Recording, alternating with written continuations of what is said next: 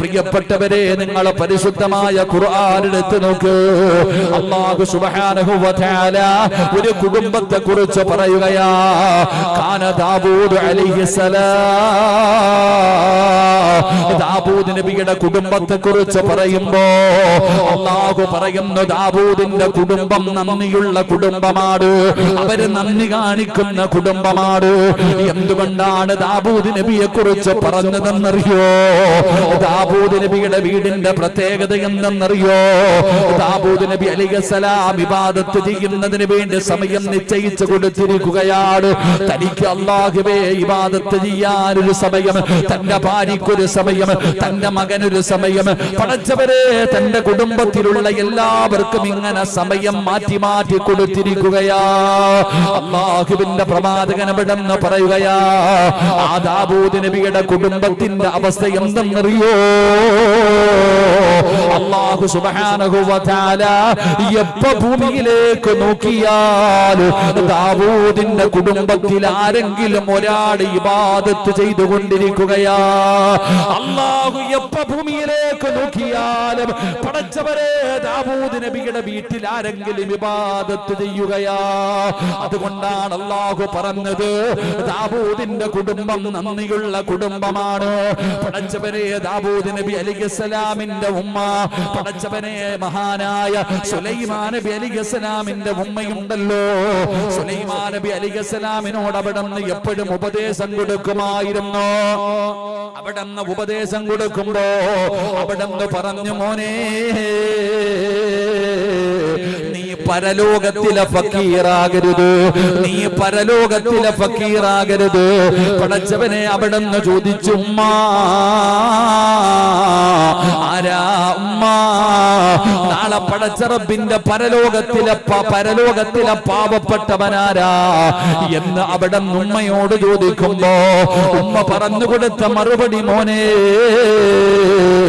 രാത്രിയിൽ അധികമായിട്ട് ഉറങ്ങുന്നവരാ, രാത്രിയിൽ അധികമായിട്ട് ഉറങ്ങുന്നവര് നാളെ പടച്ച റബ്ബിന്റെ പരലോകത്ത് ഫക്കീറന്മാരെ പോലെ കടന്നു വരുമെന്ന് ചരിത്രം പറയുമ്പോ എന്റെ പ്രിയപ്പെട്ടവരോട് ഞാൻ പറഞ്ഞു തരുന്നത്, അല്ലാഹു പറയുകയാ, ലഇൻ ശകറതും ലഅസീദന്നകും, എനിക്ക് നീ നന്ദി രേഖപ്പെടുത്തിയാൽ നിനക്ക് ഞാൻ വർദ്ധിപ്പിച്ചു തരാ, നിനക്ക് ഞാൻ വർദ്ധിപ്പിച്ചു തരാ, നിനക്ക് വേണ്ടത് മുഴുവനും ഞാൻ തരാ. നിനക്ക് സമ്പത്ത് വേണോ, നിനക്ക് അധികാരം വേണോ, നിനക്ക് കൊട്ടാരം വേണോ, നിനക്ക് ആരോഗ്യം വേണോ, നിനക്ക് എന്താണ് വേണ്ടത്? നിനക്ക് വേണ്ടത് മുഴുവനും ഞാൻ തരാ. നീ നന്ദിയുള്ളവനാകോ, നീ നന്ദിയുള്ളവനാകോ. എന്നാ മനുഷ്യൻ നന്ദിയില്ലാത്തവരാവുകയാണ്. ജീവിതം ആസ്വദിക്കാനുള്ളതാണ്. സിറാജേ, നീയൊക്കെ പറയുന്നത് പോലെ ജീവിക്കാൻ പറ്റൂലടോ. നിങ്ങളൊക്കെ പറയുന്നത് പോലെ എവിടെ പോയി ജീവിക്കാനാ? അതൊക്കെ നിങ്ങൾ എന്തിനാ ഇങ്ങനെ വിളിച്ചു പറയുന്നത്?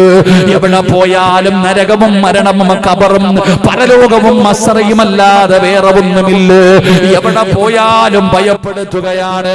എന്റെ പ്രിയപ്പെട്ടവരെ, ഇന്നത്തെ മുസ്ലിം ചെറുപ്പക്കാര് പറയുന്ന മറുപടി, ജീവിതം ആസ്വദിക്കാനുള്ളതാണെന്നാണ്, ജീവിതം സുഖിക്കാനുള്ളതാണെന്നാണ്. അല്ലാതെ നിങ്ങൾ പറയുന്നത് പോലെ സ്വപ്ന ലോകത്തിന് വേണ്ടി മാറ്റിവെക്കാനുള്ളതല്ല. എന്റെ പ്രിയപ്പെട്ട ചെറുപ്പക്കാരാ, ജീവിതം ആസ്വദിക്കാനുള്ളതും ആരടാ നിനക്ക് പറഞ്ഞു തന്നത്? ഈ ജീവിതം അല്ലാഹു നിന്നെ പടച്ചിരിക്കുന്നത് എന്തിനാ? അല്ലാഹു നിന്നെ പടച്ചിരിക്കുന്നത് നിനക്ക് തോന്നുന്നത് പോലെ ജീവിക്കാനല്ല. നീ അല്ലാഹുടെ അടിമയാടാ, നീ അല്ലാഹുടെ അടിമയാടാ. ഞാൻ യജമാനനാണ്, നീ എന്റെ അടിമയാണ് എന്ന് അല്ലാഹു നമ്മളെ ഓർമ്മപ്പെടുത്തുന്ന ഒരു സമയമുണ്ടല്ലോ. പരിശുദ്ധമായ ഹജ്ജ് കടന്നു വരുമല്ലോ, ഹജ്ജെന്ന് പറയുന്ന പുണ്യമായ കർമ്മം നടക്കുമല്ലോ. ആ സമയത്ത് അല്ലാഹു പറയുകയാണ്, ഒരു മനുഷ്യനോട് തന്റെ അടിമകളോട് അല്ലാഹു പറയുകയാ, ഞാൻ പറയുന്ന സമയത്ത്, ഞാൻ പറയുന്ന മാസത്തില്, ഞാൻ പറയുന്ന ദിവസത്തില്, ഞാൻ പറയുന്ന സമയത്ത്, ഞാൻ പറയുന്ന വസ്ത്രം ധരിച്ച് എല്ലാവരും ഞാൻ പറയുന്ന സ്ഥലത്ത് ഒരേ ഒരു വാചകം പറഞ്ഞുകൊണ്ട് കടന്നു വരാൻ അല്ലാഹു പറയുകയാ. പടച്ചവരെ, എപ്പോഴാ ദുൽഹജ്ജ് മാസം കടന്നു വരുമ്പോ അല്ലാഹു പറയുന്നു, ഞാൻ പറയുന്ന വസ്ത്രം ധരിച്ച്, ഞാൻ പറയുന്ന മാസത്തില്, ഞാൻ പറയുന്ന സ്ഥലത്ത്, ഞാൻ പറയുന്ന വാചകം പറഞ്ഞ് എല്ലാവരും വരാൻ അല്ലാഹു നമ്മളെ വിളിക്കുകയാണ്. എന്തിനാണെന്നറിയോ? നീ എന്റെ അടിമയാടാ, ഞാൻ നിന്റെ യജമാനനാടാ, ഞാനാണ് റബ്ബ്, നീ എന്റെ അടിമയാട്. അല്ലാഹു നമ്മളെ പടച്ചിരിക്കുന്നത് തന്നെ അല്ലാഹുവിന് നന്ദി രേഖപ്പെടുത്താരാ, അല്ലാഹുവിനെ ഇബാദത്ത് ചെയ്ത് ജീവിക്കാരാ, അല്ലാതെ സുഖിക്കാനല്ലടാ ചെറുപ്പക്കാരാ, ആസ്വദിക്കാനല്ല പെങ്ങളെ, അടിച്ചു പൊളിക്കാനല്ല, ഇഷ്ടമുള്ളത് തിന്നു കുടിച്ച് ആസ്വദിച്ച് നടക്കാനല്ല. അതുകൊണ്ട് എന്റെ പ്രിയപ്പെട്ടവരോട് പറയുകയാ, അല്ലാഹുവിനെ നന്ദി രേഖപ്പെടുത്തി ജീവിച്ചാ വേണ്ടതൊക്കെ അല്ലാഹു തരും. ചെറുപ്പക്കാരാ, നിനക്ക് എന്താടാ വേണ്ടത്? നിനക്ക് പണം വേണോ? നിനക്ക് അധികാരം വേണോ? നിനക്ക് സന്തോഷം വേണോ? നിനക്ക് സമാധാനം വേണോ? നിനക്ക് സ്വാലിഹത്തായ ഭാര്യ വേണോ? ചെറുപ്പക്കാരാ, നിനക്ക് വേണ്ടത് മുഴുവനും ഞാൻ തരാമടാ.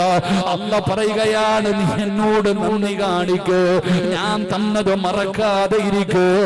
എന്നിട്ട് അല്ലാഹു പറയുകയാ, ലഇൻ ശകർതും ലഅസീദന്നകും വലഇൻ കഫർതും മിൻ അദാബി ലശദീദ്.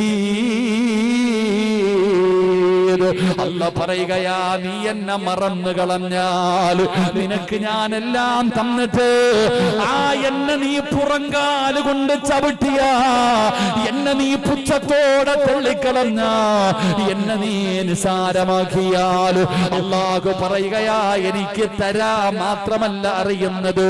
എന്റെ ചെറുപ്പക്കാരോട്, എന്റെ ഉപ്പമാരോട് പറയുകയാണ്, അല്ലാഹുവിനെ നന്ദി രേഖപ്പെടുത്താതെ വന്നാൽ നിനക്ക് സമയമില്ലടോ, നിനക്ക് നിസ്കരിക്കാൻ സമയമില്ല, ഖുർആൻ ഓതാൻ സമയമില്ല, നിനക്കുറങ്ങാൻ സമയമില്ല, ഭക്ഷണം കഴിക്കാൻ സമയമില്ല, ഒന്നിനും സമയമില്ലടോ. ഏതൊരു മനുഷ്യനോട് ചോദിക്കുമ്പോഴും പറയുന്ന ഒരു വാക്ക്, ബിസിയാ ഉസ്താദ്, ബിസിയാ ഉസ്താദ്. എപ്പോ നോക്കിയാലും നിനക്ക് ബിസിയാ. ആരോട് ചോദിക്കുമ്പോഴും പറയുന്നത്, പള്ളി കാണുന്നില്ലല്ലോ, കച്ചവടം ബിസിയാ ഉസ്താദ്, വഅദിന് കാണുന്നില്ലല്ലോ ബിസിയാ ഉസ്താദ്, എന്ത് കാര്യം ചോദിച്ചാലും ബിസിയാ. ഞാൻ ഒറ്റ ചോദ്യം, കുറച്ചു കഴിഞ്ഞാൽ മതി ഉസ്താദ്, വേറെ പിരിവൊന്നുമില്ല, അപ്പൊ പിന്നെ ബക്കറ്റേ ഉള്ളൂ. ഇവിടെ നമ്മൾ ആര് ഇപ്പൊ അതൊരു ഫാഷനാ, എന്ത് ചോദിക്കുമ്പോഴും പറയും ബിസിയാ ബിസിയാ. നിങ്ങൾ പഠിക്ക്. ഞാൻ ഒറ്റ ചോദ്യം ചോദിക്കട്ടെ, സമയത്ത് ഭക്ഷണം കഴിക്കണ എത്ര പേരുണ്ട്? കൈയൊന്നും പൊക്കണ്ട, ആരും പൊക്കൂല. ഇവിടെ സമയത്ത് ഭക്ഷണം കഴിക്കണ എത്ര പേരുണ്ട്? രാവിലെ 7:30 മുമ്പ് ബ്രേക്ക്ഫാസ്റ്റ് കഴിക്കണമെന്നാ. പോവാണോ ബീവേ? പോവാ ചേട്ടാ, എന്റെ ജ്യേഷ്ഠന്റെ ശരീക്കല്ലേ, അല്ലാഹു ആഫിയത്തുള്ള ദീർഘായുസ്സ് കൊടുക്കുമാറാകട്ടെ. എന്റെ സ്വന്തം ജ്യേഷ്ഠന്റെ ശരീക്കാണ്, അൽഹംദുലില്ലാഹ്.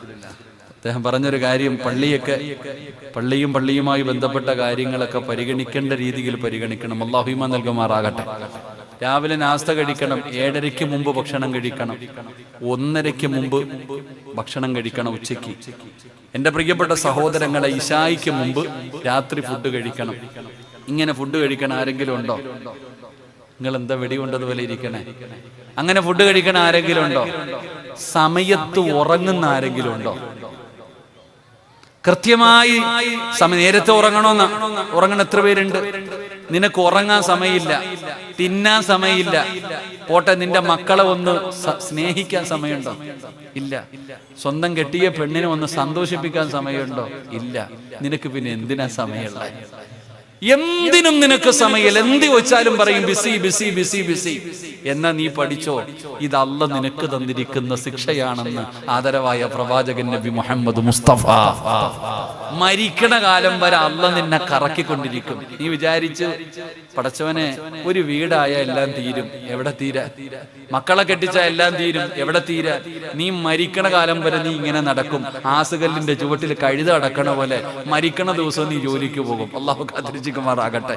നിന്റെ കഷ്ടപ്പാടും ദുരിതവും മാറൂല. ഇവിടെ നമ്മൾ അള്ളാഹുവിന് നന്ദിയുള്ളവരാകുക. ഒരല്പസമയം മാറ്റിവെക്ക്, നിസ്കരിക്ക്. ബാങ്ക് വിളിച്ചു, പോയി നിസ്കരിക്കുക. കടയും കച്ചവടമൊക്കെ ബാങ്ക് വിളിച്ചു, പോയി 5 മിനിറ്റത്തെ കാര്യമല്ലേ, പോയി 4 റക്അത്ത് നിസ്കരിച്ചു, 2 റക്അത്ത് നിസ്കരിച്ചു. നിന്റെ കാര്യം കഴിഞ്ഞല്ലോ. അത് കഴിഞ്ഞ് നീ അല്ലാഹ് എന്താ പറഞ്ഞേ? പള്ളിക്കൽ തന്നെ ഇരിക്കാൻ പറഞ്ഞോ? യാ അയ്യുഹല്ലദീന ആമനു ഇദാ നൂദിയ ലിസ്സലാത്തി മിൻ യൗമിൽ ജുമുഅ ഫസ്ഔ ഇലാ ദിക്രില്ലാഹി വദറുൽ ബൈഅ. അല്ലാഹ് പറഞ്ഞ എന്താ? നീ പെട്ടെന്ന് പള്ളിയിൽ വരണം, നിസ്കരിക്കണം, എന്നിട്ട് നിന്റെ കച്ചവടത്തിന് നീ പൊക്കോ. അല്ലാതെ അവിടെ തന്നെ ഇരുന്ന് ദിക്റും ദുആയായിട്ടും കടയിൽ കിട്ടി നിൽക്കാനല്ല പറഞ്ഞേ. അപ്പൊ അള്ളാഹു പറയുന്നു, നീ എന്നോട് നന്ദി കാണിച്ച നിനക്ക് ഞാൻ എല്ലാം വർദ്ധിപ്പിച്ചു തരും. അള്ളാഹു നമുക്ക് ഈമാൻ നൽകുമാറാകട്ടെ. അള്ളാഹു എല്ലാം വർദ്ധിപ്പിച്ചു തരുമാറാകട്ടെ. നന്ദി രേഖപ്പെടുത്തിയില്ലെങ്കിലോ അള്ളാഹിക്ക് തരാൻ മാത്രമല്ല അറിയുന്നത്, തന്നത് തിരിച്ചെടുക്കാനും അള്ളാഹിക്ക് അറിയാം. റബ്ബിന് തരാൻ മാത്രമല്ല, ആ തന്നത് തിരിച്ചെടുക്കാനും പടച്ചവനറിയാം. കണ്ടിട്ടില്ലേ? വലിയ സമ്പന്നനായിരുന്നു, ഇപ്പൊ പിരിവെടുത്ത് ജീവിക്കുന്ന എത്രയോ പേരുണ്ട്. അള്ളാഹു കാത്തിരക്ഷിക്കുമാറാകട്ടെ. എല്ലാം പോയില്ലേ? ജാഗ ഉണ്ടായിരുന്നു, കൊട്ടാര ഉണ്ടായിരുന്നു, ബെൻസ് ഉണ്ടായിരുന്നു, എല്ലാം വിറ്റു പിറക്കിയിട്ട് ഇപ്പൊ ചികിത്സിക്കാൻ പൈസ ഇല്ലാതെ. അള്ളാഹുവെ നീ ഞങ്ങളെ കാത്തിരക്ഷിക്കണം പടച്ചവനെ. മരിക്കുന്ന കാലം വരെ ആരുടെ മുമ്പിലും കൈനീട്ടേണ്ട അവസ്ഥ വരുത്തല്ലേ തമ്പുരാനെ. അതുകൊണ്ട് എന്റെ പ്രിയപ്പെട്ട സഹോദരങ്ങളെ, ഇത് അല്ലാഹ് പറഞ്ഞ വാക്ക. നീ എന്നോട് നന്ദി കാണിച്ച, നീ ഞാൻ ചെയ്തു തന്ന അനുഗ്രഹങ്ങൾക്ക് നീ നന്ദിയുള്ളവനായ ഞാൻ നിനക്ക് വർദ്ധിപ്പിച്ചു തരുമെന്ന് അള്ളാഹുവിന്റെ വിശുദ്ധ ഖുർആൻ. അള്ളാഹു നമുക്ക് ഈമാൻ നൽകുമാറാകട്ടെ. അള്ളാഹു നമുക്ക് ഈമാൻ നൽകുമാറാകട്ടെ. അള്ളാഹിനെ നമ്മൾ എന്ത് ചെയ്യുക? നന്ദി രേഖപ്പെടുത്തുക. അപ്പൊ അള്ളാഹു നിനക്ക് വേണ്ടതൊക്കെ തരും. അള്ളാഹു നമുക്ക് ബർക്കത്ത് ചെയ്യുമാറാകട്ടെ. ഞാൻ എപ്പോഴും എൻ്റെ പ്രസംഗം പറയുമ്പോൾ ഞാൻ പറയാറുണ്ട്, എടോ നമുക്ക് വേണ്ടതെന്താ? നിങ്ങൾക്ക് വേണ്ടതെന്താ? ഒരാളെ സംബന്ധിച്ചിടത്തോളം, ഈ വഴുത കേൾക്കാൻ വന്നിരിക്കുന്ന ഒരാളെ സംബന്ധിച്ചിടത്തോളം, നീ കഷ്ടപ്പെടുന്നത് എന്തിനാ? നീ ജോലി ചെയ്യുന്നത് എന്തിനാ? ഈ ഉറക്കം ഒഴിയുന്നത് എന്തിനാ? നമ്മുടെ കുടുംബത്തിന് വേണ്ടിയല്ലേ? ആണോ അല്ലേ? ആണോ അല്ലേ? എന്താ പറയാ ഒരു മടി? നമ്മൾ ജീവിക്കണ എന്തിനാ? നമ്മൾ കഷ്ടപ്പെടുന്ന എന്തിനാ? നമ്മുടെ ഭാര്യയും മക്കളും പട്ടിണി കിടക്കരുത്, ആരുടെ മുമ്പിൽ കൈനീട്ടരുത്. അള്ളാഹു അങ്ങനെ ഒരു അവസ്ഥ വരുത്തല്ലേ അല്ലാഹ്. ആമീൻ പറ. അള്ളാഹു അങ്ങനെ ഒരു അവസ്ഥ വരുത്തല്ലേ അല്ലാഹ്. അങ്ങനെ പടച്ചു ആരുടെ മുമ്പിലും കൈ, ഇതല്ലേ ഉള്ളൂ. എങ്കിൽ അള്ളാഹു പറഞ്ഞത് എന്താ? നിനക്ക് എന്താ വേണ്ട? ഭക്ഷണം മതിയല്ലോ. ഭാര്യക്കും മക്കൾക്കും നിനക്കും തിന്നാൻ ഭക്ഷണം പോരെ. അല്ലാഹ് പറയുന്നു, ഞാൻ തരാം, ഞാൻ തരാം. നിനക്ക് ഭക്ഷണം വേണോ? നിനക്ക് ഭക്ഷണം വേണോ? മരിക്കുന്ന കാലം വരെ അള്ളാഹു ഭക്ഷണം തരും. ആര് തരും? ഉറക്കെ പറഞ്ഞ ആര് തരും? മരിക്കുന്ന കാലം വരെ ആര് തരും? നിനക്ക് മാത്രമല്ല, നിന്റെ ഭാര്യക്കും തരും, നിന്റെ മക്കൾക്കും തരും. നീ ഉണ്ടാക്കിയ ഹറാം വരൂലേ? നമ്മൾ ഉണ്ടാക്കിയ ചിലപ്പോ ഹറാമൊക്കെ വരൂലേ? നിങ്ങളെന്താ ഇങ്ങനെ ഇരിക്കണേ? നമ്മൾ കൊണ്ടുവരുന്നൊക്കെ ഹലാലാണെന്ന് പറയാൻ പറ്റുമോ? ഹറാമ് കലർന്നു പോകില്ലേ? അള്ളാഹു കാത്തിരക്ഷിക്കുമാറാകട്ടെ. അള്ളാഹു സൂക്ഷ്മത പുലർത്താൻ ഭാഗ്യം തരുമാറാകട്ടെ. ഇവിടെ അല്ലാഹ് പറയുകയാ, മരിക്കുന്ന കാലം വരെ നിനക്കും നിന്റെ കുടുംബത്തിനും തിന്നാനുള്ള ഭക്ഷണം ഞാൻ തരാം. ഒരു ദിവസമോ ഒരാഴ്ചയോ ഒരു മാസമോ ഒരു കൊല്ലോ അല്ല, മരിക്കണ കാലം വരെ ഞാൻ തരാം. അള്ളാഹു നമുക്ക് നൽകി അനുഗ്രഹിക്കുമാറാകട്ടെ. അല്ലാഹ് അങ്ങനെ പറ്റിക്കോ? അല്ലാഹ് പറ്റിക്കോ? നിങ്ങൾ എൻ്റെ കൂടെ അല്ലാഹ് പറ്റിക്കോ? പറ്റിക്കില്ല. അല്ലാഹ് പറഞ്ഞത് തലകുത്തി നിൽക്കാൻ പറഞ്ഞില്ല, ഉറക്ക ഒഴിയാൻ പറഞ്ഞില്ല, നീ സമ്പാദിച്ചത് മുഴുവനും അല്ലാഹ്ക്ക് കൊടുക്കാൻ പറഞ്ഞു. ഇല്ല, ഒറ്റ കാര്യം ചെയ്യാനേ പറഞ്ഞുള്ളൂ. ഒരേ ഒരു കാര്യം നീ ചെയ്താൽ മതി, നിനക്കും നിന്റെ കുടുംബത്തിനും മരിക്കുന്ന കാലം വരെ ഞാൻ തരും ഭക്ഷണം. അല്ലാഹു ഈമാൻ തരുമാറാകട്ടെ. ഒരു 3 സ്വലാത്ത് സ്വല്ലല്ലാഹു അല്ലാഹു സ്വീകരിക്കുമാറാകട്ടെ.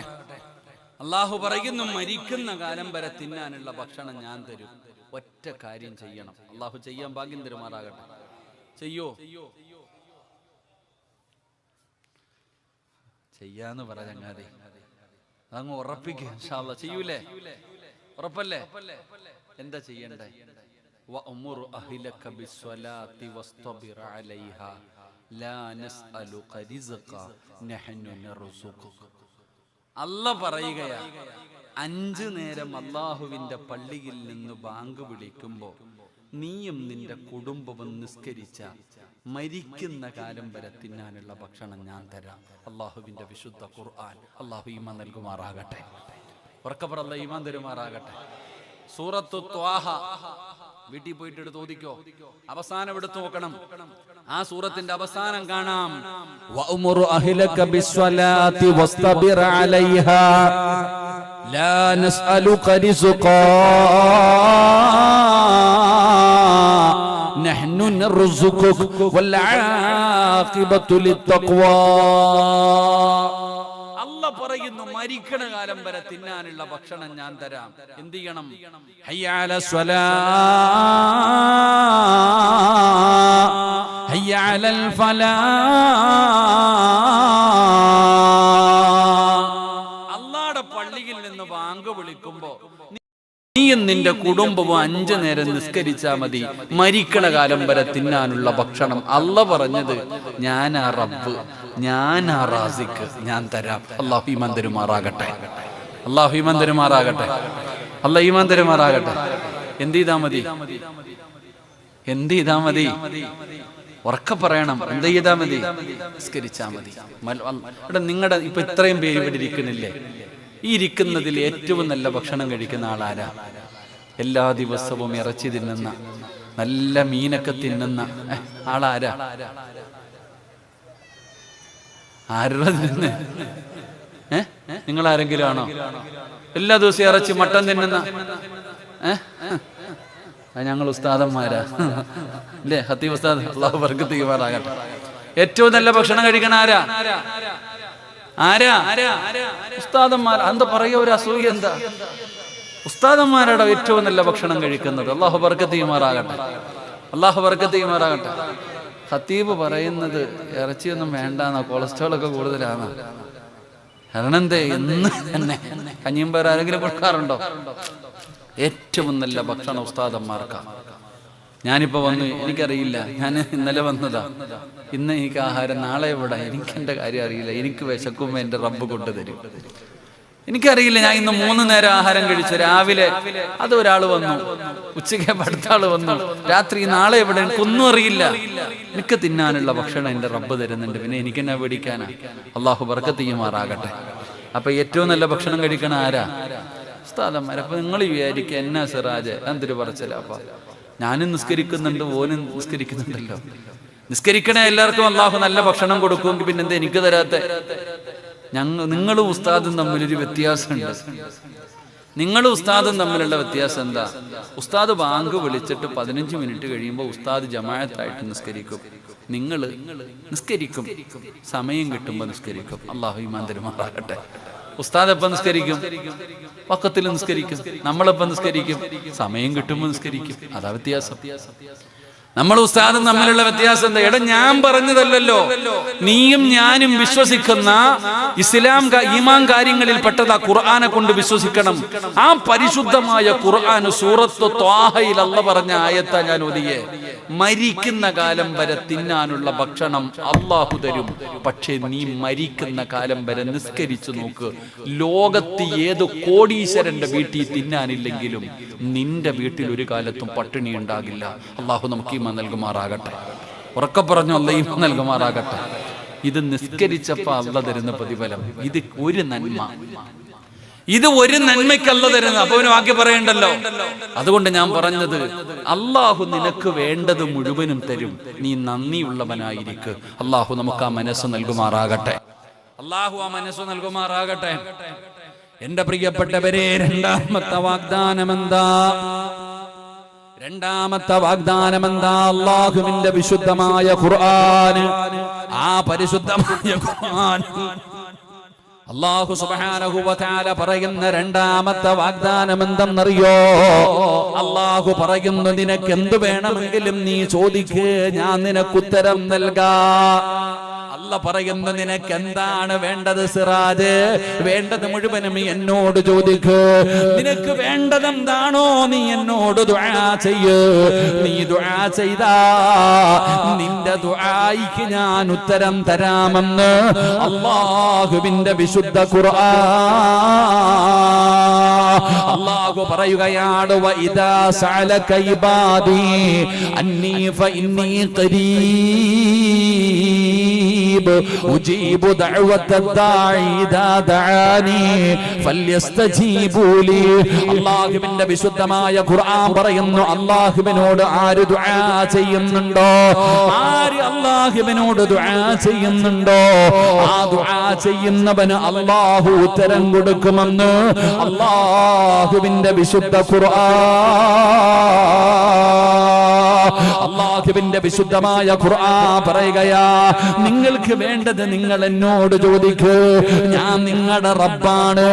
എന്നെ പോലെ തരുന്നവൻ ഒരാളും ഈ ലോകത്തില്ല, എന്നെ പോലെ കരുണയുള്ള ഒരാളും ഈ ലോകത്തില്ല, ഞാൻ നിന്നെ സ്നേഹിച്ചതുപോലെ സ്നേഹിക്കുന്ന ഒരാളും ഈ ലോകത്തില്ല. നിന്റെ ഉമ്മയ്ക്കല്ല നിന്നോട് സ്നേഹം, നിന്റെ വാപ്പയ്ക്കല്ല നിന്നോട് സ്നേഹം, നിന്റെ ഭാര്യക്കല്ല നിന്നോട് സ്നേഹം, നിന്റെ മക്കൾക്കല്ല നിന്നോട് സ്നേഹം. നിന്നെ ഏറ്റവും കൂടുതൽ ഇഷ്ടപ്പെടുന്നത് ഞാനാ. അതുകൊണ്ട് നീ എന്നോട് ചോദിക്കൂ, ഞാൻ നിനക്കുത്തരം തരാമെന്ന് അല്ലാഹുവിന്റെ വിശുദ്ധ ഖുർആൻ. പരിശുദ്ധമായ ഖുർആൻ എവിടെന്ന് പറയുമ്പോ എന്റെ പ്രിയപ്പെട്ടവരെ, ഇത് ഞാൻ പറയുമ്പോ നിങ്ങളിൽ പലർക്കും ഉൾക്കൊള്ളാൻ കഴിയുന്നില്ല. ഉസ്താദേ, വല്ലാത്ത പ്രയാസമാണ്. എത്ര കൊല്ലമായി ഞാൻ ദുആ ചെയ്യുന്നു, എന്റെ രോഗം മാറാൻ, എന്റെ പ്രയാസം മാറുന്നില്ലല്ലോ, എന്റെ കഷ്ടപ്പാട് മാറുന്നില്ലല്ലോ, എനിക്കൊരു വീട് ലഭിക്കുന്നില്ലല്ലോ, എനിക്കൊരു നല്ല ജോലി കിട്ടുന്നില്ലല്ലോ, എന്റെ ഭർത്താവ് നന്നാകുന്നില്ലല്ലോ, എന്റെ ഭാര്യയുടെ ദുസ്വഭാവങ്ങൾ മാറുന്നില്ലല്ലോ. എന്തുകൊണ്ടാണ്? എത്ര കാലമായി ഞാൻ അല്ലാഹുവിനോട് ദുആ ചെയ്യുന്നു, എന്നിട്ടും പടച്ചവനെ എന്റെ പ്രയാസങ്ങൾ മാറുന്നില്ലല്ലോ. അതിന്റെ കാരണം എന്തടോ? അതിന്റെ കാരണമാ ഞാൻ പറയുന്നത്. സഹോദരാ, നീ എന്നോടൊരു കാര്യം ചോദിച്ചു, നീ ചോദിക്കുന്നത് ഞാൻ കേട്ടാലല്ലേ എനിക്ക് നിന്നെ സഹായിക്കാൻ പറ്റൂ. അതുകൊണ്ട് നീ അല്ലാഹുവിനോട് ദുആ ചെയ്താൽ നീ ചോദിക്കുന്നത് അല്ലാഹു കേൾക്കണമല്ലോ. അല്ലാഹു കേൾക്കണമല്ലോ. അല്ലാഹു കേൾക്കുന്നത് പോലെ നീ ദുആ ചെയ്യണമല്ലോ. അല്ലാതെ വെറുതെ കിടന്ന് ഷോ കാണിച്ചിട്ട് കാര്യമില്ല സഹോദരാ. 2 മണിക്കൂർ നീണ്ട് വിളിച്ചു കൂവിയിട്ട് കാര്യമില്ല. പറയേണ്ടത് 10 മിനിറ്റ് ആണോ, ഒരു വാക്കാണോ? അത് പറയേണ്ടത് പോലെ പറഞ്ഞാലല്ലേ ഉത്തരം ലഭിക്കുന്നത്. അതുകൊണ്ട് എന്റെ പ്രിയപ്പെട്ടവരോട് പറയുകയാണ്, അല്ലാഹു പറയുകയാ, എന്നോട് ആര് ദുആ ചെയ്താലും എന്നോട് ചോദിക്കുന്നവന് ഞാൻ ഉത്തരം കൊടുക്കുമെന്ന് അല്ലാഹുവിന്റെ വിശുദ്ധ ഖുർആൻ. അല്ലാഹ് പറയുന്ന രണ്ടാമത്തെ വാഗ്ദാനം, എന്നോട് ദുആ ചെയ്താൽ ഞാൻ അവന് ഉത്തരം കൊടുക്കും. അല്ലാഹു നമുക്ക് ഈമാൻ നൽകുമാറാകട്ടെ. അല്ലാഹ് ഈമാൻ നൽകുമാറാകട്ടെ. ആമീന്റെ പവർ കുറഞ്ഞു. അല്ലാഹ് ഈമാൻ തരുമാറാകട്ടെ. കാരണം എന്തേ? ഞാൻ എത്ര കൊല്ലമായിട്ട് ചോദിക്കുന്നു എനിക്കൊരു വീട് തരാൻ, എന്തേ അല്ലാഹ്ക്ക് തരാൻ പറ്റാത്ത? ഞാൻ എത്രയോ കാലം കൊണ്ട്, പണ്ടൊരു ചങ്ങാതി, ഒരു വലിയ സമ്പന്നനായ ഒരു മനുഷ്യനുണ്ട്. ആ മനുഷ്യൻ ഇങ്ങനെ അള്ളാഹു കോടിക്കണക്കിന് പൈസ കൊടുത്തു. അയാൾ ഇങ്ങനെ എല്ലാവർക്കും വാരിക്കോരി കൊടുക്കുന്നത് കണ്ടപ്പോ ആ നാട്ടിലെ ഏറ്റവും ഫക്കീറായ ഒരാൾ അള്ളാഹിനോട് ദുആ ചെയ്തു, പടച്ചവനെ എന്നെയും അവനെ പോലെ ആക്കണേ അള്ളാന്ന്, എന്നെ അബൂബക്കറിനെ പോലെ ആക്കണേ അല്ലാ. ഞാൻ ഒരു പേര് പറഞ്ഞതേ ഉള്ളൂ. അല്ല, എന്നെ അബൂബക്കറിനെ പോലെ ആക്കണേ അല്ലാ. എത്ര ദുആ ചെയ്തിട്ട് ഇയാൾ അബൂബക്കറിനെ പോലെ ആകുന്നില്ല. ഉടനെ ഓൻ അള്ളാഹിനോട് പറയാ, പടച്ചവനെ ഞാൻ കുറെ കാലം കൊണ്ടിട്ട് എന്നെ അബൂബക്കറിനെ പോലെ ആക്കാൻ പറയുന്നു. പടച്ചവനെ അത് പറ്റത്തില്ലെങ്കിൽ അബൂബക്കറിനെ എന്നെ പോലെയെങ്കിലും ആക്കിയേക്കണേ അള്ളാന്ന് തിരിച്ചു. അനന്ത അവൻ എത്തിക്കാനേലാക്കാൻ. ഇത് മനുഷ്യന്റെ ഒരു സ്വഭാവമാണ് ഞാൻ പറഞ്ഞത്. ഇവിടെ നമ്മൾ അള്ളാഹുവിനോട് ദുആ ചെയ്യുമ്പോ അള്ളാഹ് കേൾക്കണ്ടേ? കേട്ടാലല്ലേ നിനക്ക് ഉത്തരം കിട്ടത്തുള്ളൂ. നിനക്കെന്താ വീട് തരാൻ അള്ളാഹ്ക്ക് പറ്റത്തില്ല? എന്തും അള്ളാഹ്ക്ക് കഴിയും. അള്ളാഹു നമ്മുടെ ദുആയ്ക്ക് ഇജാബത്ത് നൽകുമാറാകട്ടെ. നമ്മുടെ ദുആയ്ക്ക് അള്ളാഹു ഇജാബത്ത് നൽകുമാറാകട്ടെ. ആമീൻ പറ. അള്ളാഹു നമ്മുടെ ദുആയ്ക്ക് ഇജാബത്ത് നൽകുമാറാകട്ടെ. എന്റെ പ്രിയപ്പെട്ട സഹോദരങ്ങളെ, നമ്മൾ ദുആയിന്റെ വിഷയത്തിൽ പിശുക്കന്മാരാ. നമ്മൾ ആരാ ദുആ ചെയ്യുന്നേ? അള്ളാഹിനോട് ദുആ ചെയ്യണ എത്ര പേരുണ്ട്? മടിയാടോ നമുക്ക് ദുആ ചെയ്യാനൊക്കെ. പാവപ്പെട്ട പള്ളിയിലെ ഉസ്താദ് ദുആ ചെയ്യും നിസ്കാരം കഴിഞ്ഞിട്ട് ഖതീബ് ഇങ്ങനെ അങ്ങോട്ട് തിരിഞ്ഞിരുന്നിട്ട് ആ പള്ളിയുടെ മിഹ്റാബിൽ സുജൂദ് ചെയ്ത സ്ഥലത്തിരുന്നിട്ട് ആ ദുആ ചെയ്യണേ. എത്ര പേര് ആമീൻ പറയണേ? നിങ്ങൾ കേട്ടിട്ടുണ്ടോ ആമീന്റെ ശബ്ദം? ദുആക്കെ ഇല്ലേ? നിസ്കാരം കഴിഞ്ഞ് ദുആക്കെ ഉള്ളതല്ലേ? എത്ര പേര് ആമീൻ പറയുന്നു? കൈയെങ്കിലും ഇങ്ങനെ പിടിക്കാറുണ്ടോ? വേണമെങ്കിൽ തന്നാ മതി അല്ലാഹ്. ഇങ്ങനെ ഇട്ടേക്ക തളർത്തിയിട്ട്. അള്ളാനെ പറയാ, ഇലയിട്ടിട്ട് ചോറ് വിളമ്പിയ തിന്നാൻ പറ്റുന്ന രീതിയിൽ 2 കാലി ഇങ്ങനെ ഇങ്ങോട്ട്, അതിനെന്താ പറയാ, ഇങ്ങനത്തെ ഇരുത്തത്തിന് എന്താ പറയാ, ചമ്മണപ്പടി ഇങ്ങനെ അങ്ങോട്ട് ഇരിക്കുക, സദ്യ ഉണ്ടായിരിക്കുക.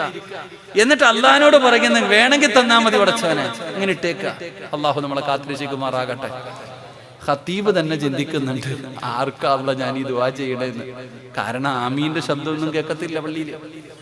ആമീനിന്റെ ശബ്ദം, വാപ്പാടെയൊക്കെ വായി നാവുണ്ടോന്ന് അറിയണമെങ്കിൽ ആ ജനറൽ ബോഡി പോയാൽ മതി. അള്ളാഹു കാത്തിരക്ഷിക്കുമാറാകട്ടെ. ജനറൽ ബോഡി പോകുമ്പോഴാണ് വാപ്പമാരുടെ ഒക്കെ ശബ്ദം മനസ്സിലാകുന്നത്. ഇവിടെ ദുആ ചെയ്യുന്ന ഇല്ല, അവരെ തന്നെ മടിപ്പിക്കുക. ഞാൻ എപ്പോഴും ഒരു കഥ പറയും. ഞാൻ പഠിച്ചിറങ്ങി കഴിഞ്ഞപ്പോ ഒരു പള്ളിയിൽ ജോലിക്ക് പോയി. ഇവിടെ ജോലിക്ക് പോയപ്പോ എന്നെ ഒരു മരിച്ച വീട്ടിൽ കൊണ്ടുപോയി ദുആ ചെയ്യാൻ. എന്നെ ഒരു ഉസ്താദിനെയും കൊണ്ടുപോയിട്ട് പറഞ്ഞു, എന്താ പ്രസിഡന്റ് ഇതൊക്കെ എടുത്തോണ്ട് പോയെന്ന് കാണുമ്പോ, സെക്രട്ടറി ഇതൊക്കെ, സെക്രട്ടറി അല്ലേ പ്രസിഡന്റ്, എന്തപ്പാ ഇവിടെ ഇരി, അല്ലാഹു ബറക്കത്ത് ചെയ്യട്ടെ. ഞാന് ഒരു വീട്ടിൽ പോ അങ്ങനെ ദുആ ചെയ്യാൻ കൊണ്ടിരുത്തിയിട്ട് പറഞ്ഞു, ഉസ്താദ് ഒരു യാസീൻ ഓതണം കേട്ടോ, യാസീൻ ഓതി ദുആ ചെയ്യണം. ഞങ്ങളെ 2 പേരെയും കൂടെ കയറ്റി ബെഡ്റൂമിൽ ഇരുത്തിയിട്ട് ഇവരങ്ങ് പോയി. യാസീൻ ഓതിയിട്ട് ദുആ ചെയ്യാൻ സമയമായപ്പോ എന്റെ കൂടെ വന്ന ഉസ്താദ് വിളിച്ചു, കാക്ക ദുആ ചെയ്യാൻ പോവാ, വായിക്ക. ഉസ്താദ് ചെയ്തോളെ, കാക്ക ദുആ ഉസ്താദ് ചെയ്തോളെ. 3 വട്ടം വിളിച്ചു. അവരാരും ഒരൊറ്റ മനുഷ്യൻ വന്നില്ലടോ. ഞാനും ഈ ചങ്ങാതിയും കൂടെ യാസീൻ ഓതിയിട്ട് റൂമിനകത്ത് ഇങ്ങനെ ഇരിക്കുക. കളയാൻ പറ്റുമോ? ഒരു യാസീൻ ഓതിയതല്ലേ, എന്ത് ചെയ്യാനാ? ഞാൻ അവസാനം ദുആ ചെയ്തു, പടച്ചോനെ എന്റെ മരിച്ചുപോയ വാപ്പാടെ ഖബറിലേക്ക് കൊടുത്തേക്കണം അല്ലാഹ്. ഞാൻ ചിരിക്കാൻ പറഞ്ഞതല്ല, ഞാൻ എന്റെ അനുഭവം പറഞ്ഞ്. ഇതേപോലെ പള്ളിയിലെ ഉസ്താദിന്റെ അവസ്ഥയും, നിസ്കാരം കഴിഞ്ഞിട്ട് ഉസ്താദ് ദുആ ചെയ്യുമ്പോ നിങ്ങൾ ആമീൻ പറഞ്ഞാലല്ലേ, ഇല്ലെങ്കിൽ പിന്നെ ഉസ്താദിന് സ്വന്തം കാര്യം പറഞ്ഞാൽ പോരെ. ഇതാ നമ്മുടെ അവസ്ഥ. നമ്മൾ അപ്പോലും മടിയന്മാരാ. എടോ ദുആ എന്ന് പറഞ്ഞാൽ എന്തെന്നറിയോ? ദുആ എന്ന് പറഞ്ഞാൽ എന്താ? ഖുർആൻ പറയുന്നുണ്ട് ദുആ എന്ന് പറഞ്ഞാൽ എന്താ. നീയൊക്കെ ജീവിതത്തിൽ ഒരിക്കലെങ്കിലും അങ്ങനെ ദുആ ചെയ്തിട്ടുണ്ടോ? ഇവിടെ നമ്മൾ ആരെങ്കിലും ജീവിതത്തിൽ ഒരിക്കലെങ്കിലും അള്ള പറഞ്ഞതുപോലെ ദുആ ചെയ്തിട്ടുണ്ടോ? ഒരിക്കലും ഉണ്ടാകില്ല. അള്ളാഹു നമുക്ക് ഈമാൻ നൽകുമാറാകട്ടെ. അള്ള പറഞ്ഞതുപോലെ ഞാനോ നിങ്ങളോ ജീവിതത്തിൽ ഒരിക്കലെങ്കിലും ദുആ ചെയ്തിട്ടുണ്ടോ? എങ്ങനെയാ ദുആ ചെയ്യാൻ അള്ള പറഞ്ഞേ? എങ്ങനെ ദുആ ചെയ്യാനാണ് അല്ലാഹു പറഞ്ഞത്? ഞാൻ എത്ര കരഞ്ഞിട്ടും എനിക്ക് എത്ര ചോദിച്ചിട്ടും വീട് തരുന്നില്ല, എന്റെ കഷ്ടപ്പാട് മാറുന്നില്ല. സങ്കടം പറയുന്നവരോട് ഞാൻ ചോദിക്കട്ടെ, ജീവിതത്തിൽ ഒരിക്കലെങ്കിലും അല്ലാഹു പറഞ്ഞതുപോലെ നീ ദുആ ചെയ്തിട്ടുണ്ടോ? അല്ലാഹു പറഞ്ഞത് എങ്ങനെയാണെന്നറിയോ? അല്ലാഹു ഒരു സാമ്പിള് പറയുകയാണ്, അല്ലാഹു ഒരു ഉദാഹരണം പറയുകയാണ്. എന്റെ പ്രിയപ്പെട്ട സഹോദരാ, നിങ്ങൾ കടല് കണ്ടിട്ടുണ്ടല്ലോ, കടലിന്റെ ചേരത്ത് പോകാറുണ്ടല്ലോ, ബീച്ചിൽ പോകാറുണ്ടല്ലോ. ആ കടലിന്റെ തിരമാല അടിച്ചു വരുന്നത് കാണാൻ നമുക്ക് നല്ലാതെ അത് കാണാൻ നല്ല ഭംഗിയാണ്. തിരമാല അടിച്ചു വരുന്നത് കാണാൻ നല്ല രസമാണ്. പക്ഷേ അടുത്തു പോകാൻ നമുക്ക് പേടിയാ. ഇവിടെ അടുത്തെവിടെ ഇപ്പൊ കടലുള്ള ഉണ്ടോ? ഓ, അതെവിടെ കിടക്കുന്നു? ഇവിടെ കടലിന്റെ തിരമാല ഇങ്ങനെ അടിച്ചു വരുന്നത് കാണാൻ നല്ല രസമാണ്. പക്ഷെ അടുത്തു പോകാൻ നമുക്ക് പേടിയാ. കാരണം എന്തേ? അതിനകത്ത് പെട്ടാ നമ്മൾ മരിച്ചു പോകും. അറിയില്ല, കടലിന്റെ സ്വഭാവം അങ്ങനെ. കടലിന്റെ ഉൾഭാഗത്തേക്ക് പോകും തോറും ആഴം കൂടും. ഞാൻ പോയിട്ടുണ്ട്, ഈ മഞ്ചേശ്വരത്തുനിന്ന് ഞാൻ മീൻ പിടിക്കാൻ പോയിട്ടുണ്ട് കടലിൽ. കടലിന്റെ ഉള്ളിലേക്ക് പോകും തോറും വല്ലാത്ത ആഴം കൂടുതലാ. നടുകടലിൽ ഒരു മനുഷ്യൻ വീണാ രക്ഷപ്പെടുവോ? എത്ര നീന്തൽ അറിയണവനാണെങ്കിലും ഓം പോകൂടെ, മരിച്ചു പോകും വെള്ളത്തിൽ വീണ. എടോ, കടലിന്റെ ഏറ്റവും ആഴമുള്ള സ്ഥലത്ത് ജീവിക്കുന്ന മീനാണ് തിമിംഗലം. അതിന്റെ നീളമൊന്നും നമുക്ക് പറഞ്ഞു തരാൻ കഴിയില്ല. ഞാൻ ലക്ഷദ്വീപിൽ വഴുതിന് പോയപ്പോ ഒരു മ്യൂസിയത്തിൽ കൊണ്ടുപോയി. ഒരു മുള്ളിങ്ങനെ വെച്ചിട്ടുണ്ട്. ദാ ഈ ബിൽഡിങ്ങിന്റെ നീളം കാണും, ഇതിന്റെ പകുതിയെങ്കിലും കാണും. ചോദിച്ചപ്പോ പറഞ്ഞു, ഇതൊരു ചെറിയ തിമിംഗലത്തിന്റെ മുള്ള ഉസ്താദേ. അപ്പൊ വലുതെന്തായിരിക്കും? എന്റെ പ്രിയപ്പെട്ട സഹോദരങ്ങളെ, ഏറ്റവും വലിയ മീനാ തിമിംഗലം. അത് കടലിന്റെ ഏറ്റവും ആഴമുള്ള സ്ഥലത്ത് ജീവിക്കും. ആ തിമിംഗലം എന്ന് പറയുന്ന മീന് ഒരാളെ വിഴുങ്ങിയാലോ, ഒരാൾ ആ മീൻ വിഴുങ്ങി മീനിന്റെ വയറിനകത്തായി പോയി, ഓൻ എങ്ങനെ രക്ഷപ്പെടൂടോ? വല്ല വഴിയുണ്ടോ? നിങ്ങൾ എന്തപ്പ വെടി കൊണ്ടതുപോലെ ഇരിക്കണേ, പറ. രക്ഷപ്പെടുവോ? മീനിന്റെ വയറിനകത്ത് എവിടെ കടലിന്റെ ഏറ്റവും അടിയിൽ കിടക്കുന്ന തിമിംഗലത്തിന്റെ വയറ്റിന്റെ അകത്ത് ഒരു മനുഷ്യൻ പോയ ഓനെ എങ്ങനെ രക്ഷപ്പെടാനാ? നമ്മുടെ ബുദ്ധി കൊണ്ട് ചിന്തിക്ക്. നടക്കണ കാര്യമാണോ? അല്ല. എന്നാൽ അങ്ങനെ ഒരാള് കടലിൽ കിടക്കുന്ന തിമിംഗലത്തിന്റെ വയറിനകത്ത് പെട്ടു. മഹാനായ യൂനുസ് നബി അലൈഹിസ്സലാം, അള്ളാഹുവിന്റെ പ്രവാചകനായ യൂനുസ് നബി അലൈഹിസ്സലാം അള്ളാഹുവിന്റെ അനുവാദമില്ലാതെ അള്ളാഹിനോട് ദുആ ചെയ്തു, പടച്ചവനെ ഈ സമൂഹത്തിന് നീ ശിക്ഷ ഇറക്കണം. അള്ളാഹുവേ, അവസാനം ദുആ ചെയ്തു, ശിക്ഷ ഇറങ്ങിയില്ല. അവസാനം അള്ളാഹുവിന്റെ അനുവാദമില്ലാതെ ആ നാട്ടിൽ നിന്ന് മഹാനായ യൂനുസ് നബി അലൈഹിസ്സലാം യാത്ര പോയി. അങ്ങനെ പോകുമ്പോഴാ കടലിൽ പോയി, കപ്പലിൽ കയറി, കപ്പലിൽ നിന്ന് കുറിയിട്ടു, പേര് കിട്ടി. യൂനുസ് നബിയെ നടുകടലിൽ വലിച്ചെറിഞ്ഞു. ഈ ആളെ എറിഞ്ഞാലേ ഇനി രക്ഷയുള്ളൂ. യൂനുസ് നബി അലൈഹിസ്സലാമിനെ കടലിൽ വലിച്ചെറിഞ്ഞു. തിമിംഗലം എന്ന് പറയുന്ന മീൻ വന്നിട്ട് യൂനുസ് നബിയെ വിഴുങ്ങി. മഹാനായ സയ്യിദുനാ ഉമർ ഇബ്നുൽ ഖത്താബ് റളിയല്ലാഹു തആല അൻഹു നമ്മൾ ആദ്യമായിട്ട് പഠിച്ചത് ആരുടെ ചരിത്രമാണ്? അല്ലാഹുവിന്റെ പ്രവാചകന്റെ റൗളാ ശരീഫിന്റെ കാലിന്റെ ഭാഗത്ത് കിടക്കുന്ന 2 ഖബറുകൾ. ആ 2 ഖബറുകളിൽ ഒന്നാമത്തെ ഖബർ മഹാനായ സയ്യിദുനാ അബൂബക്കർ സിദ്ദീഖ് റളിയല്ലാഹു തആല അൻഹു, പകരം വെക്കാനില്ലാത്ത സ്വഹാബി, തോൽപ്പിക്കാൻ കഴിയാത്ത സ്വഹാബി, ഈമാൻ ഉറച്ചുപോയ സ്വഹാബി, അള്ളാഹുവിന്റെ പ്രവാചകന്റെ സ്വർഗത്തിലെ 2 കൂട്ടുകാരിൽ ഒരു കൂട്ടുകാരനാണ്. മുത്തുനബിക്ക് സ്വർഗത്തിൽ ഒരുപാട് കൂട്ടുകാരുണ്ട്. അള്ളാഹുവിന്റെ പ്രവാചകൻ തന്റെ സ്വഹാബാക്കളുടെ മുന്നിൽ വെച്ച് ചുമലിൽ കൈവച്ചിട്ട് പറയുകയാണ്. 2 പേരുടെ ചുമലിലാണ് കൈവച്ചത്. അബൂബക്കർ തങ്ങളുടെ ചുമലില്, ഉമർ തങ്ങളുടെ ചുമലില്. എന്നിട്ട് അള്ളാഹുവിന്റെ റസൂല് പറഞ്ഞു, സ്വഹാബാ, ഇവര് സ്വർഗത്തിലും എന്റെ കൂട്ടുകാരാണ്. ഞങ്ങൾ 3 പേരും സ്വർഗത്തിലും ഇതുപോലെ ഒരുമിച്ചാണെന്ന് ആദരവായ പ്രവാചകൻ നബി മുഹമ്മദ് മുസ്തഫ സല്ലല്ലാഹു അലൈഹി വസല്ലമ തങ്ങളെ പഠിപ്പിക്കുമ്പോൾ ആ അബൂബക്കർ തങ്ങളുടെ ചരണം, അവിടുത്തെ അബൂബക്കർ തങ്ങളുടെ ചരിത്രമാണ് കഴിഞ്ഞ ക്ലാസ്സിലൂടെ നാം പഠിച്ചത്. അല്ലാഹു ആ മഹാന്റെ പൊരുത്തം നമുക്ക് നൽകി അനുഗ്രഹിക്കുമാറാകട്ടെ. അവിടുത്തെ ഈമാനിന്റെ ഒരംശമെങ്കിലും അല്ലാഹു നമ്മുടെ ഹൃദയത്തിൽ നൽകുമാറാകട്ടെ.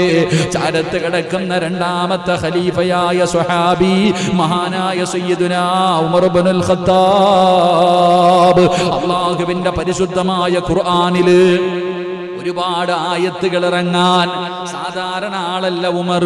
ഉമർ സാധാരണ ഒരാളല്ല. ഉമറിന്റെ തീരുമാനത്തോട് യോജിച്ചുകൊണ്ട് അള്ളാഹുവിന്റെ പരിശുദ്ധമായ ഖുർആനില് എന്റെ പ്രിയപ്പെട്ടവരെ ഒരുപാട് ആയത്തുകൾ ഇറങ്ങി എന്ന് ചരിത്രം പറഞ്ഞ ഉമർ.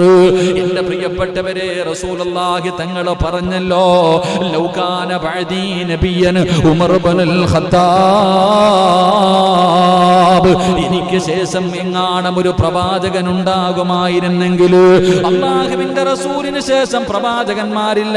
കാരണം പ്രവാചകൻ അവസാനത്തെ പ്രവാചകനാണ്. അള്ളാഹുവിന്റെ റസൂല് പറഞ്ഞു, ഉണ്ടാകുമായിരുന്നെങ്കിൽ അതിനുള്ള യോഗ്യത എന്റെ ഉമറിനുണ്ടാകുമായിരുന്നു എന്ന് മുത്തുനബി പഠിപ്പിച്ചു തന്ന ആ ഉമർ ഇബ്നുൽ ഖത്താബ് റളിയല്ലാഹു തആല അൻഹു അള്ളാഹുവിന്റെ പ്രവാചകന്റെ കയ്യിൽ പിടിച്ചുകൊണ്ട് 2 പേരും ഇങ്ങനെ നടന്നു പോവുകയാണ്. അള്ളാഹുവിന്റെ റസൂലും ഉമർ ഇബ്നുൽ ഖത്താബ് റളിയല്ലാഹു തആല അൻഹു പടച്ചവനെ കൂട്ടുകാരൻ നടന്നു പോകുന്നത് പോലെ 2 പേരും പടച്ചവനെ കയ്യിൽ പിടിച്ചുകൊണ്ട് ഇങ്ങനെ നടന്നു പോകുമ്പോൾ ഉമർ തങ്ങൾക്ക് വല്ലാത്ത സന്തോഷമായി. കാരണം അല്ലാഹുവിന്റെ പ്രവാചകന്റെ ശറഫാക്കപ്പെട്ട കൈയുണ്ടല്ലോ, അല്ലാഹുവിന്റെ റസൂൽ ഇങ്ങനെ ഉമർ തങ്ങളുടെ കയ്യിൽ പിടിച്ചിരിക്കുകയാ. 2 പേരും വളരെ സന്തോഷത്തോടെ ഇങ്ങനെ നടന്നു പോകുമ്പോ മഹാനായ ഉമർ തങ്ങൾക്ക് മനസ്സിലായി പ്രവാചകൻ വല്ലാത്ത സന്തോഷത്തിലാണെന്ന്. മുത്തുനബിയുടെ ശരീരത്തിലേക്ക് അടുത്തിരിക്കുന്ന ഉമർ തങ്ങൾ അവിടുന്ന് ചോദിക്കുന്നു, നബിയേ, യാ റസൂലല്ലാഹ്, അല്ലാഹുവിന്റെ പ്രവാചകരെ, ലഅന്ത അഹബ്ബു ഇലാ മിൻ കുല്ലി ശൈഇൻ ഇല്ലാ നഫ്സി. അല്ലാഹുവിന്റെ പ്രവാചകനോട് ഉമർ ഇബ്നുൽ ഖത്താബ് റളിയല്ലാഹു തആല അൻഹു അവിടുന്ന് പറയുന്നു, യാ റസൂലല്ലാഹ്, അല്ലാഹുവിന്റെ പ്രവാചകരെ, എന്റെ ശരീരം കഴിഞ്ഞാൽ, എന്റെ ഈ നഫ്സ് കഴിഞ്ഞാൽ, എന്റെ ഈ ശരീരം കഴിഞ്ഞാൽ ലോകത്ത് ഞാൻ ഏറ്റവും കൂടുതൽ ഇഷ്ടപ്പെടുന്നത് അങ്ങയാണ് നബിയേ. ഉമർ തങ്ങൾ പറയുകയാണ്, എന്റെ ശരീരം കഴിഞ്ഞാൽ ഞാൻ എന്റെ ജീവിതത്തിൽ ഏറ്റവും കൂടുതൽ ഇഷ്ടപ്പെടുന്നത് അങ്ങയാണ് നബിയേ. അല്ലാഹുവിന്റെ പ്രവാചകനോട് ഉമർ ഇബ്നുൽ ഖത്താബ് റളിയല്ലാഹു തആല അൻഹു പറയുമ്പോ അല്ലാഹുവിന്റെ റസൂൽ പറഞ്ഞ മറുപടി എന്തെന്നറിയുമോ? അല്ലാഹുവിന്റെ പ്രവാചകൻ അവിടെന്ന് പറയുകയാണ്, ലാ വല്ലാഹി നഫ്സി ബിയദിഹി ഹത്താ അകൂന അഹബ്ബ ഇലൈക മിൻ നഫ്സിക.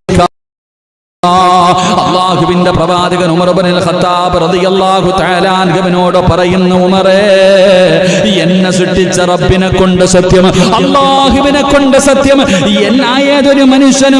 ഏതൊരു മനുഷ്യനും അവന്റെ ശരീരത്തിനേക്കാൾ എന്നെ ഇഷ്ടപ്പെടുന്നുണ്ടോ അപ്പോഴേ അവനൊരു യഥാർത്ഥ വിശ്വാസിയാകൂ എന്ന് ആദരവായ പ്രവാചകൻ നബി മുഹമ്മദ് മുസ്തഫ സല്ലല്ലാഹു അലൈഹി വസല്ലമ തങ്ങൾ പറയുകയാണ്, ഉമർ തങ്ങൾ പറഞ്ഞു, എന്റെ ശരീരം കഴിഞ്ഞാൽ ഈ ലോകത്ത് എനിക്ക് ഏറ്റവും കൂടുതൽ ഇഷ്ടം നിങ്ങളെയാണ് നബിയെ. ഉമർ റളിയല്ലാഹു തആല അൻഹു പറയുമ്പോ അല്ലാഹുവിന്റെ പ്രവാചകൻ പറഞ്ഞു, ഉമറേ, അല്ലാഹുവിനെ കൊണ്ട് സത്യം, അതിനേക്കാളും ഇഷ്ടപ്പെടണം നിന്റെ ശരീരം കഴിഞ്ഞിട്ടല്ല, നിന്റെ ശരീരത്തിനേക്കാൾ ഒരു മുസ്ലിമിന്റെ ജീവിതത്തിലെ ഏറ്റവും വലിയ സ്നേഹം ആരോടായിരിക്കണം? ഒരു യഥാർത്ഥ വിശ്വാസിയുടെ ജീവിതത്തിലെ ഏറ്റവും വലിയ സ്നേഹം അവന്റെ ഉമ്മയോടല്ല, അവന്റെ വാപ്പയോടല്ല, അവന്റെ ഭാര്യ മക്കളോടല്ല, അവന്റെ കുടുംബക്കാരോടല്ല, അവന്റെ സമ്പത്തിനോടല്ല, അവന്റെ ജീവനോടല്ല, അവന്റെ ജീവനേക്കാൾ ഏതെങ്കിലും ഒരു മനുഷ്യൻ അല്ലാഹുവിന്റെ പ്രവാചകനെ സ്നേഹിക്കുന്നുണ്ടോ അപ്പോഴേ അവൻ യഥാർത്ഥ വിശ്വാസിയാകൂ എന്ന് ആദരവായ പ്രവാചകൻ നബി മുഹമ്മദ് മുസ്തഫ സല്ലല്ലാഹു അലൈഹി വസല്ലമ